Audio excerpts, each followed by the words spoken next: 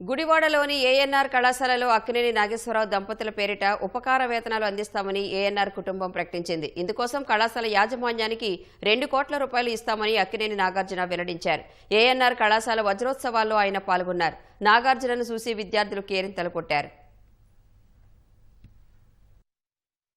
మనుషులు శాశ్వతం కాదు, వాళ్ళు చేసే పనులు శాశ్వతం.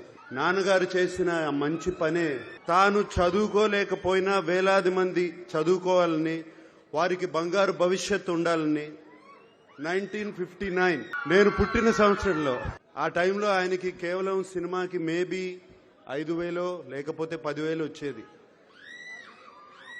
కానీ ₹1,00,000 డొనేషన్ ఇచ్చారు. ఏఎన్ఆర్ ఫ్యామిలీ తరపున ఈ ఏఎన్ఆర్ కాలేజీలో ఒక స్కాలర్షిప్ నాన్నగారి తరపున అమ్మ తరపున పెట్టాలని మేమందరం అనుకున్నాము. దానికోసం మేము 2 కోట్ల రూపాయలు ఇవ్వాలని, దాని ఫార్మాలిటీస్ అన్ని ఏఎన్ఆర్ మేనేజ్మెంట్ తో మాట్లాడి అది ఎలా చేయాలి అని ఇమీడియట్ గా చేద్దామని. నాన్నగారు ఎప్పుడో ₹1,00,000 ఇచ్చారు. ఇప్పుడు మేము అంత కూడా ఇవ్వలేకపోతే బాగుండదు.